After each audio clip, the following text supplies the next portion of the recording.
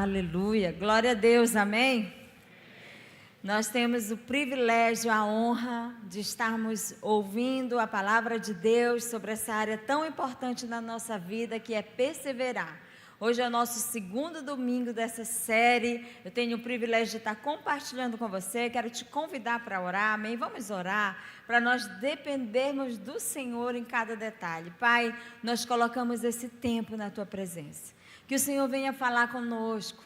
Senhor, a Ti seja toda a honra, toda a glória, todo o louvor. Nos ensina, nos exorta, conserta, ajuda, tira-nos do lugar que estamos e leva-nos para aquilo que o Senhor já sonhou para nós. Pai, que seja realizada a Tua vontade, em nome de Jesus. Amém. E amém, glória a Deus, gente. Então nós estamos agora no nosso quarto culto e eu sei que o Senhor vai estar fazendo maravilhas, amém? Nós podemos ter grandes expectativas em Deus. Bom, eu quero começar essa palavra lendo com você o trecho de uma canção que um dia Deus usou para me animar. Porque Deus, Ele usa uma pessoa, uma palavra, um versículo da sua palavra, alguém para te animar. Ele usa de qualquer maneira quando Ele quer falar contigo.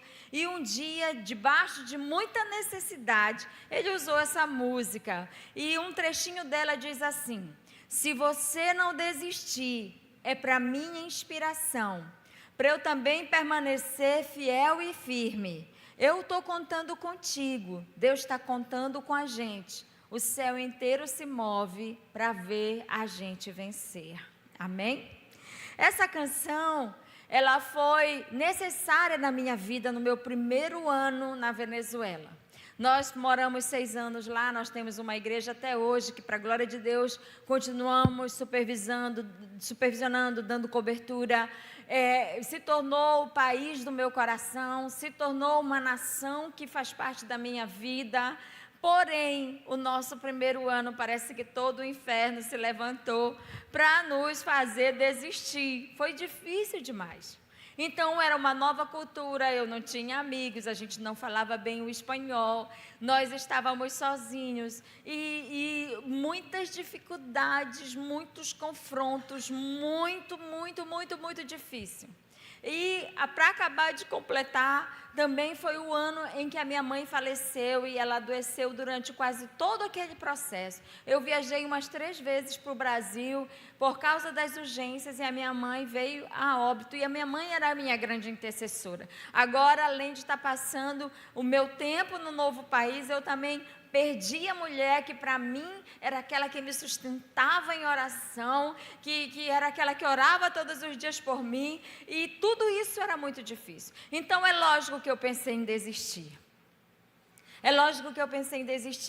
Mas um dia cantou essa canção, irmãos, parece que o Senhor abriu os céus e me mostrou uma multidão cantando para mim. Eu estou contando contigo, Deus está contando com a gente.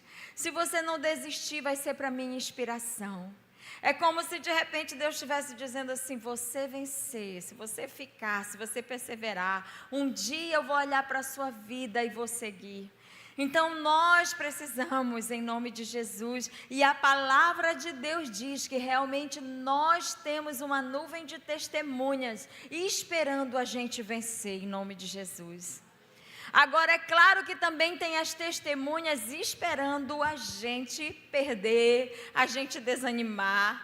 Existe também o lado do inimigo, sim ou não? Existe o céu torcendo por nós, mas existe o inferno torcendo também para que a gente não consiga. Por isso que em Hebreus 12, que é o texto da nossa pregação aqui, diz assim: visto que temos uma grande nuvem de testemunha, olha só, corramos com perseverança. Aliás, nós devemos nos livrar de todo o peso, de todo o pecado que nos assedia, e nós devemos correr com perseverança a carreira que nos está proposta. Tem uma nuvem de testemunha, mas tem pesos e tem pecados que desejam nos paralisar para a gente não correr a carreira que nos está proposta. O versículo 2 diz assim: olhando firmemente para o autor e consumador da nossa fé, Jesus, O segredo para nós perseverarmos e vencermos é se os nossos olhos ficarem fixos no Senhor. É nós termos os nossos olhos postos em Deus. Vai ter uma torcida para parar, mas vai ter um monte de pessoas que, se você vencer, eles vão olhar para você. Se você tem filhos, serão seus filhos. Sabe, muitas das vezes na minha vida eu pensei, eu vou vencer, porque eu tenho filhas olhando para mim. Eu vou vencer agora porque eu tenho netos olhando para mim. Nós vamos servir de inspiração para essa geração. Quem conhecer a sua vida vai dizer, ele conseguiu, eu também vou conseguir, em nome de Jesus, amém? E para falar de uma perseverança, mas um nível de perseverança extraordinário, extravagante, que te leva a ir além, o Senhor me levou a ler novamente a história de José, uma das personagens da Bíblia que eu mais admiro e fico impressionada com a atitude de perseverança desse homem. É um homem que realmente nos inspira. Se você não conhece a história do José, lê a partir do capítulo 37 lá de Gênesis, porque além de perseverar, ele se levantou como um homem de boa atitude, enquanto está lutando a sua guerra, perseverando com boa atitude. José, ele já era o predileto da sua casa. José, ele já vivia num nível muito bom. O seu pai amava ele, amava muito. Ele realmente, a Bíblia diz que ele era o filho do coração do pai. Como era o filho da velhice, o Jacó se apegou e se apoiou no José. Amou José demais. Isso levou com que os irmãos dele começassem a ficar incomodados. Poxa, meu pai gosta mais dele, então começa a odiar esse menino, não gosto desse menino. Aí para acabar de completar, o pai fez uma capa, uma túnica bem legal, entregou para o José. Agora ele se destacava. Infelizmente, às vezes tem pessoas se destacando, isso nos incomoda. A gente não deveria, mas nos incomoda. Ou se a gente se destaca, incomoda alguém. Mas Deus tem isso para nos dar, amém? Uma capa, um destaque, um sonho. Aí depois o José começa a ter sonhos das promessas de Deus para a vida dele. E ele chegou e contou para quem? Para os irmãos. Chegou e disse assim, olha, eu tive sonho, sabe o que eu sonhei? Que eu vou governar e vocês todos vão se prostrar diante de mim. Gente, aí que o negócio apertou, né? Aí ele, como diz na nossa terra, né? Cutucou a onça com vara curta. Aí que os irmãos ficaram com raiva do José. Mas foi Deus que deu aqueles sonhos para o José. Aí um dia, os irmãos foram lá para Siquém, bem longe, fazer um trabalho para o pai deles, cuidar lá das ovelhas, e estavam demorando demais. Jacó estava preocupado e mandou quem? Mandou o filho dele, José, estou preocupado com seus irmãos. Jacó pensou, os irmãos dele, não vão fazer mal para ele não. Manda ele, vá lá ver como estão os seus irmãos. De longe eles avistaram José. Já vinha com aquela capa. Quando eles viram a capa, já dava raiva neles. Aí eles disseram o seguinte, lá vem aquele sonhador. Diziam uns aos outros, é agora que vamos matá-lo e jogá-lo num destes poços. E diremos que um animal selvagem o devorou. Veja essa frase, veremos então o que será dos seus sonhos. Sabe quando, infelizmente, toda vez que Deus colocar algo para você fazer, o inimigo vai se levantar para querer destruir, vai dizer, eu vou ver onde é que vai dar esse sonho dele. Ele tem vontade de ser isso, ele tem vontade de conquistar aquilo, pois nós vamos ver se isso não vai acabar, eu vou fazer de tudo para acabar. O diabo quer isso, mas o Senhor tem mais poder, amém? Aí o que aconteceu? Quando Rúben ouviu isso, um dos irmãos tentou livrá-lo das mãos deles, dizendo, não lhe tiremos a vida. Deus levanta um Rúben para nos ajudar. E acrescentou, não derrame sangue, joguem-no naquele poço no deserto, não toquem nele. Rúben propôs isso com a intenção de livrá-lo e levá-lo de volta ao pai. Rúben tinha tido um problema com o pai dele, então ele pensou, nossa, se eu salvar o meu irmão, quem sabe o meu pai vai me perdoar daquilo que eu fiz para ele.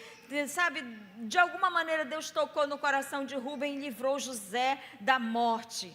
Aí depois, Rúben com certeza chegou o momento dele talvez ver as ovelhas, os irmãos ficaram lá, porque nessa hora o Rúben não estava. E aí, o que aconteceu? Eles tinham agarrado ele, jogaram no poço, que estava vazio e sem água. Ao assentarem-se para comer, viram de longe uma caravana de ismaelitas que vinham de Gileade. Seus camelos estavam carregados de especiaria, bálsamo e mirra, e eles levavam para o Egito. Judá disse aos seus irmãos: que ganharemos se matarmos o nosso irmão e escondermos o seu sangue? Vamos vendê-lo. Aí entra um Judá na nossa vida, que é aquele que a gente pensa que está fazendo mal, mas está nos ajudando para ir para mais perto do propósito profético de Deus. Porque a palavra de Deus sobre José é que ele seria grande. Agora, gente, deixa eu te dizer uma coisa. Deus já te deu palavra que você pensou assim, não, isso não é para mim? Eu vou te dar um exemplo do que estava acontecendo com José. Se hoje você sonhasse que você ia ser o vice-presidente do Brasil, como você se sentiria? Eita, que sonho foi, besteira foi essa, né? Sou quase venezuelano, Senhor, porque a gente mora bem no extremo norte. Senhor, a minha família, aonde que o Senhor quer que eu seja? É presidente ou vice-presidente do Brasil, governando esse país? Quem ia se sentir assim, meio que sem muito crédito que você seria isso? Nós íamos nos sentir assim, irmãos. Agora, o José, ele foi chamado por Deus para ser presidente de uma outra nação, ser governador numa outra nação, que era o Egito. Então, agora imagina de novo, né? Deus te dá o sonho de dizer que você vai governar lá nos Estados Unidos. O sonho ia ficar mais difícil, sim ou não? Sim, porque governar no seu país já é difícil, agora governar no país dos outros. Mas Deus ama as coisas que parecem impossíveis. Deus ama o negócio, Deus ama deixar a coisa, parece que mais difícil, que é para a gente pensar assim agora. Você vai ver se eu não sou Deus, porque se eu falo, as coisas vão ter que acontecer. Agora é lógico que o inimigo sempre vai providenciar, desfazer a vontade de Deus sobre a sua vida. O inimigo sempre vai dar um jeito de te desanimar. Quando Deus diz, olha, eu quero fazer isso através de você, 2 dias depois, começa o desânimo. Eu estava contando nos outros cultos que esses dias uma moça chegou comigo, e eu sei que ela tem um chamado para o ministério de louvor. Eu sei que o Senhor realmente, quando ela canta, sabe, ela ama o ministério, só que ela tem um certo nível de timidez, ela tem muito nível de insegurança, e ela não conhece muito sobre notas e tudo, porque ela não toca. Então, ela quase não tem dificuldade em algumas áreas ainda nisso. Aí ela chegou super animada. Olha, agora eu vou fazer parte do louvor. Deus falou comigo. Gente, eu saltei de alegria. Meu Deus, Deus falou. Agora vai. E ela, agora eu vou ser usada. Eu vou, ser usada, porque eu vou servir nessa área. Agora eu decidi que eu vou servir. Nossa, eu fiquei super feliz. Eu digo, oh Deus, obrigada. Por fim, ela ouviu, aquilo que o Senhor tem chamado tanto tempo. Passaram-se 3 dias, aí lá vem ela de novo, sabe o que? Eu não vou fazer parte do louvor de jeito nenhum, eu não sei nada disso, vão me chamar para fazer o teste, e eu tenho certeza que se eles disserem, canta aí na nota tal, eu vou me embaralhar toda, eu não vou saber que nota é essa, eu não vou passar. Aí eu fiquei, gente, quem vocês acham que durante esses 3 dias que ela estava animada, e agora ela chegou desanimada, quem vocês acham que convenceu ela de que ela não era capaz? Você já ficou animado com algo em Deus e depois, de repente, você começa a ouvir as vozes de que, quem tu pensa que tu é? Que formação que você tem para isso? Mas quem tu acha que é? Para tu pensar que você vai ser isso? Aí você começa a se sentir incapaz. Você já se sentiu incapaz? Eu já me senti. Alguém mais aqui? Levanta a mão. Agora olha para o lado, irmãos, e vê que não foi só com você. Todo mundo se sente um dia incapaz. Todo mundo é convidado para se sentir o menor, o pior, o que não deve. Então o inimigo, ele quer sempre desanimar. Por exemplo, a nossa salvação em Deus, a nossa conversão é importante ou não é, gente? Ter o nome escrito no livro da vida é importante ou não? Sim ou não? Sim. Mesmo que você não vivesse bênção nenhuma na terra, só o fato de você entregar a vida para Jesus, passasse uns perrengues por aqui, mas fosse para o céu, viver a eternidade com Jesus, valeria a pena a sua salvação? Sim ou não? Sim. Mas você já ouviu aquela pessoa que acabou de converter, passa pouco tempo e ela diz assim: ai, parece que agora que eu converti a minha vida piorou mais. Parece que agora tudo piorou. Por isso que o pastor Lucas dizia: eu não quero uma vida fácil, eu quero uma vida útil. Porque nós não estamos atrás de que a minha vida seja fácil. Eu tenho que fazer aquilo que Deus quer que seja feito. Mesmo que seja difícil, eu vou perseverar. Porque tu imagina, eu abrir mão da minha salvação porque eu acho que a minha vida piorou. É mesmo que dizer assim: olha gente, é o seguinte, eu prefiro a eternidade no inferno, mas eu quero mesmo é passar esses 50 anos na terra aqui, vivendo bem, sem perseguição do diabo. Quem está querendo essa proposta? Ninguém. Então, se nós não queremos essa proposta, a gente tem que arregaçar as mangas e acreditar nas promessas. Quantos têm promessas de Deus aqui? Pois a Bíblia diz em Hebreus 10, 23, apeguemo-nos com firmeza à esperança que professamos, pois aquele que prometeu é fiel.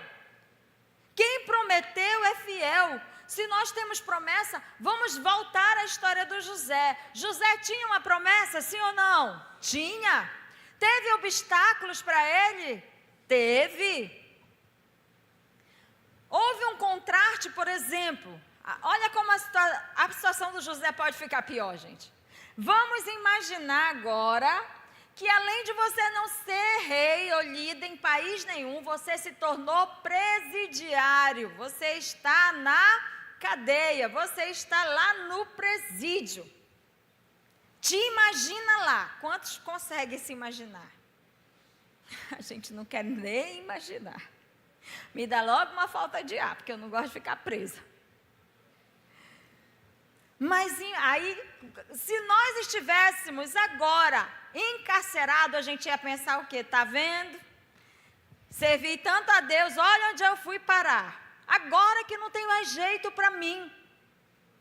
Imagina a situação, porque para Deus não é um problema o contraste, tirar o homem. Deus fez foi a coisa ficar mais difícil. Eu vou fazer você ser um presidiário e depois de presidiário eu te coloco no lugar que eu tenho para te colocar, porque para Deus não haverá impossíveis. Porque para Deus não haverá impossíveis. Então eu quero declarar sobre a sua vida hoje. Sabe, se você está se sentindo aprisionado por alguma coisa nesse momento, por alguma situação, eu quero declarar em nome de Jesus que Deus vai te tirar dessa cadeia e vai te levar para as promessas que Ele tem para você, não importa as circunstâncias, em nome de Jesus, amém? Você não pode ter aquele comportamento assim. Ah, meu Deus, olha como é que eu me encontro. A minha vida piorou, acabaram comigo. Minha reputação foi manchada. Você já teve a sua reputação manchada? Quando você não fez e disseram que você fez, propagaram uma mentira a seu respeito. Gente, isso dói, isso é triste, é terrível. José teve isso. A mulher de Potifar disse que ele queria abusar dela. Sabe por quê? Que você e eu dizemos que José não fez, porque nós lemos na Bíblia hoje, mas no jornal daquele dia saiu que ele quis abusar uma mulher e que ele foi preso, um escravo, e que ela ainda ficou com a capa dele na mão dela. Então a reputação do José foi para o lixo. Agora, as pessoas poderiam falar até mal dele, mas não importa quanto a sua reputação foi manchada, Deus é poderoso para limpar, em nome de Jesus, amém? Ou você pode pensar, esqueceram de mim 3. Ou você pode pensar, a minha família que me traiu. Será que José sofreu? Sim, José sofreu. E eu vou ler alguns versículos em Gênesis, por exemplo, Gênesis 42, quando os irmãos já foram, que já foram descobertos, quando José já tinha sido revelado para eles, quando já estava ali, os irmãos começaram a ficar com medo. E olha o que os irmãos falaram. Eles disseram assim, eles se prontificaram, Gênesis 42, 21, a fazer isso, e disseram uns aos outros, certamente estamos sendo punidos pelo que fizemos a nosso irmão. Vimos como ele estava angustiado quando nos implorava pela sua vida. Gente, José ficou gritando, implorando, pedindo pelo amor de Deus para que aqueles irmãos não fizessem aquilo, e eles não ligavam. A Bíblia diz que eles estavam comendo. Você já sentiu que pessoas estão comendo tranquilos e até felizes porque você está na lama, você está no fundo do poço? Ou sensação ruim? E quando são os seus irmãos que deveriam fazer festa com você, são eles. Outra coisa, lá no Salmo 105, a coisa para mim fica mais difícil, porque no Salmo 105 diz assim, mas enviou um homem diante dele, José, que foi vendido como o que, gente? Como escravo. Como era esse escravo? Machucaram-lhe os pés com correntes e com ferros prenderam seu pescoço. Será que José era um escravo? Escravo era escravo mesmo. Talvez que comida que ele comeu, quantas surras ele deve ter pego, aonde ele foi jogado. Se a Bíblia diz que foi machucado os seus pés, é porque foi ter uma corrente no seu pescoço, até cumprir-se a sua predição e a palavra do Senhor se confirmar o que dissera. O rei mandou soltá-lo, o governante dos povos o libertou, ele o constituiu senhor do seu palácio e administrador de todos os seus bens. Agora segura aí o versículo 22, porque as provas, porque a dificuldade, para instruir os seus oficiais como desejasse e ensinar sabedoria às autoridades do rei. Sabe por que você passou o que você passou? Para você se tornar um homem sábio.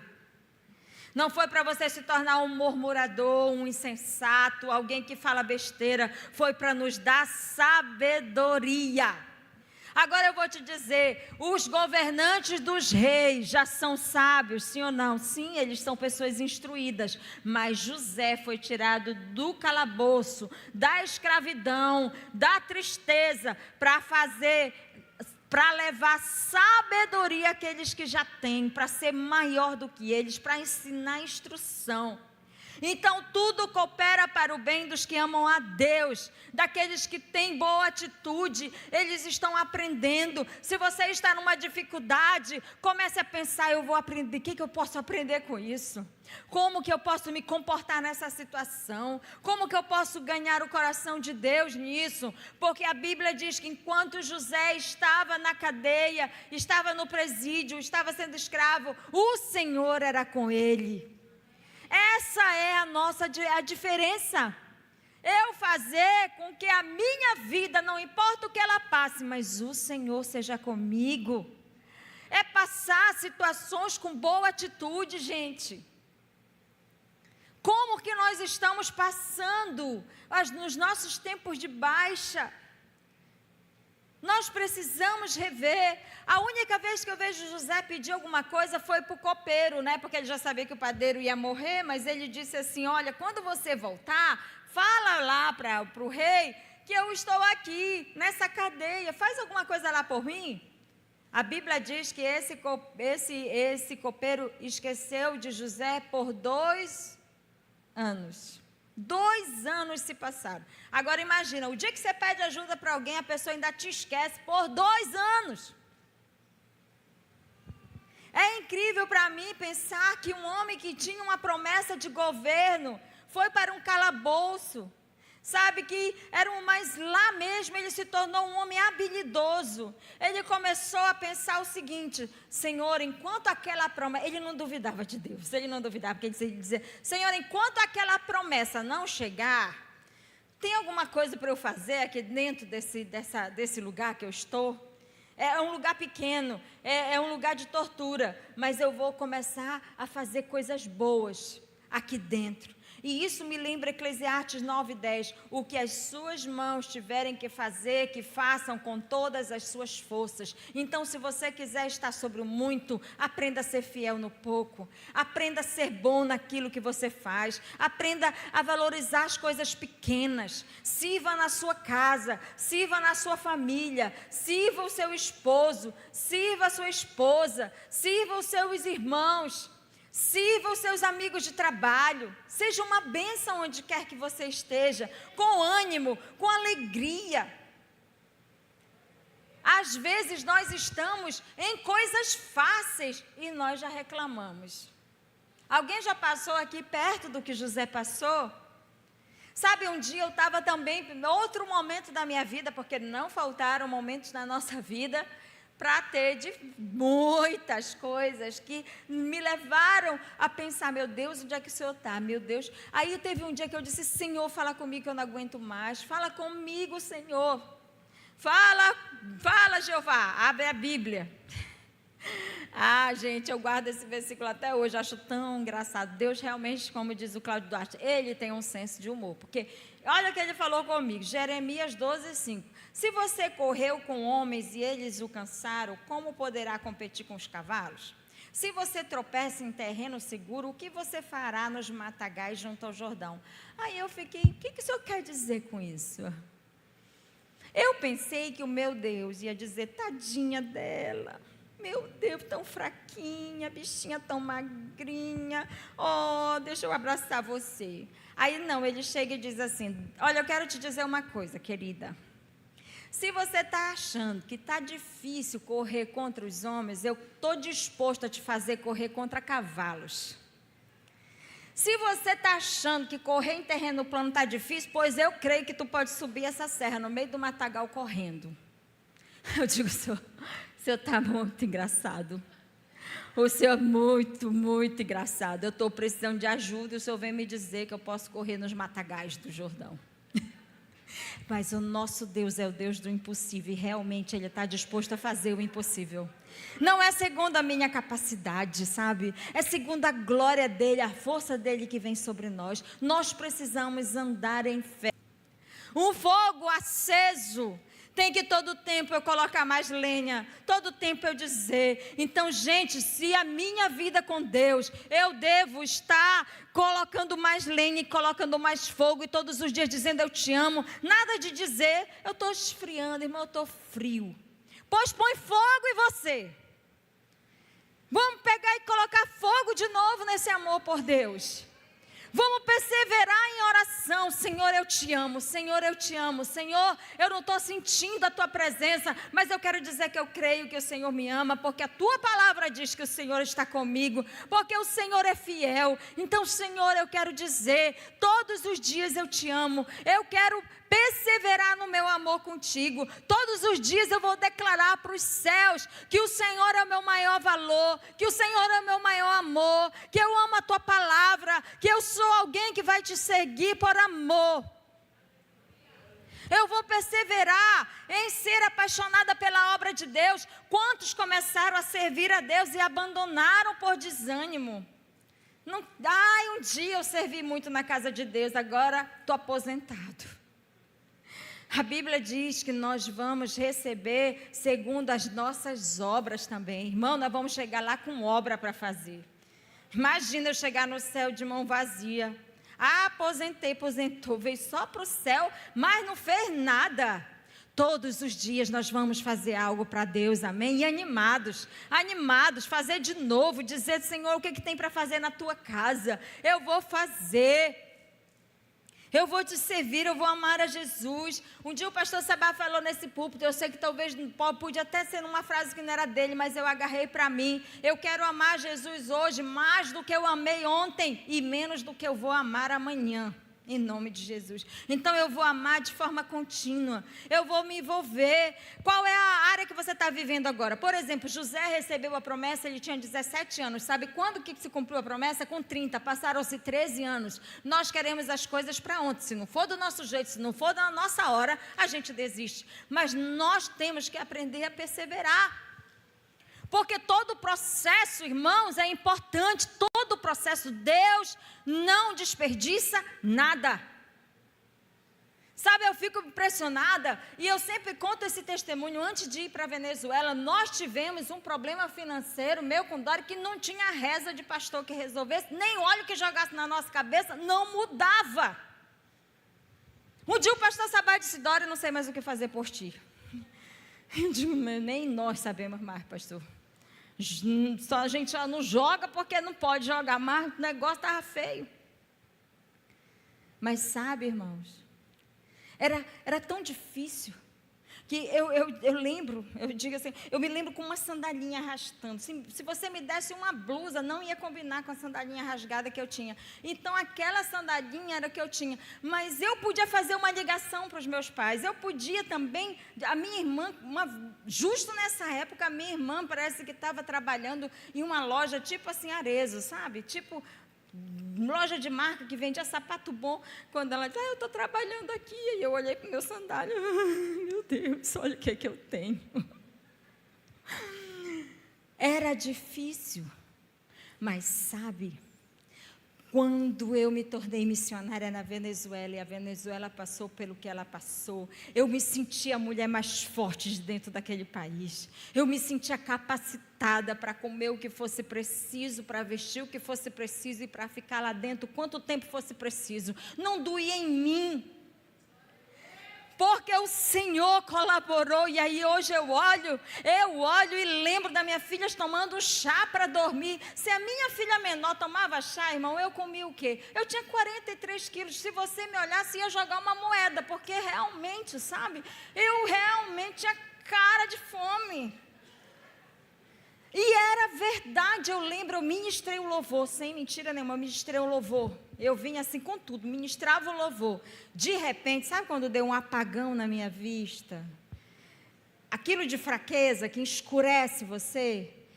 Como que eu ia descer do púlpito? E como que eu ia contar para alguém que eu não estava enxergando? A fraqueza era alta. Era. Aí eu corri na igreja do centro, peguei a parede e fui segurando a parede até eu pegar ele na escada. Mas sabe, a minha casa na Venezuela se tornou fonte de comida para muita gente. Nós podíamos repartir, nós podíamos ter. Eu fico impressionada com o que Deus me dá até hoje, que eu fico olhando assim, meu Deus. É igual assim, eu cheguei de Fortaleza, compraram uma blusa para mim, que eu estou aqui até pregando com ela. Porque Deus manda. E meu coração nem está mais nisso, porque está tudo bem, Ele arrancou. Então tudo colabora para o bem daqueles que amam ao Senhor. Ele faz, sabe, que as coisas que te doeram sirvam de glória para Ele. Por isso que eu quero te convidar para a última perseverança. Persevere em perdoar aqueles que no seu ponto de vista tornaram o seu caminho mais difícil. Porque se colaborou para o bem, sabe, se Deus, às vezes a gente fica, eu ficava triste, como é que fulano tem, ciclano tem, e eu estou aqui desse jeito. Deus, não se compare. Se Deus quer deixar você com fome, pois fique com fome. Deixa o irmão comer a abundância dele, porque hoje ele está na abundância. O importante é, se você estiver por baixo, você está com boa atitude. Se você estiver por cima, você também está com boa atitude. Amém? Se você tem, ou se, por isso que Paulo pode dizer, eu sei estar contente em toda e qualquer situação, porque eu posso todas as coisas naquele que me fortalece. Então persevere em perdoar. Se hoje você paralisou, porque também você está ferido, gente, se você agarrou a isca da ofensa na sua vida, hoje em nome de Jesus, ela vai ter que bater em retirada. Olha só o José aqui. Gênesis 50, 18. Depois que vieram seus irmãos, prostraram-se diante dele e disseram: aqui estamos, somos teus escravos. Olha só, eles não venderam o irmão deles para ser escravo. Agora o irmão deles podia fazer deles o quê? Escravos. Qualquer um, não de nós, porque nós somos muito santos, Mas qualquer um que não está nesse auditório poderia pensar, agora é a minha vez de me vingar de vocês. Agora eu estou por cima. Agora é a minha chance. Se vocês quiserem me fazer de escravo, vocês vão ver. Agora o que eu vou fazer com a vida de vocês? Mas José, porém, lhes disse, não tenham medo, estarei eu no lugar de Deus. Quando você perdoa, você diz assim, Senhor, Tu és o Deus para julgar a minha causa. Eu não estou no teu lugar para julgar a vida de quem me fez mal, ou de quem não colaborou comigo, ou de quem eu fiquei decepcionada. Nós vamos perseverar no perdão, porque nós vamos correr a carreira que nos está proposta. Vocês planejaram mal contra mim, mas Deus tornou em bem, para que hoje fosse perseverada a vida de muitos. Por isso, não tenham medo, eu sustentarei vocês e seus filhos. E assim os tranquilizou e lhes falou amavelmente. Olha a boa atitude. Amavelmente. Eu tenho é muito e hoje eu vou dar para você e vou dar para os filhos de vocês. Eita Deus, Deus pode dar as coisas para nós que nós vamos sair abençoando até aqueles que a gente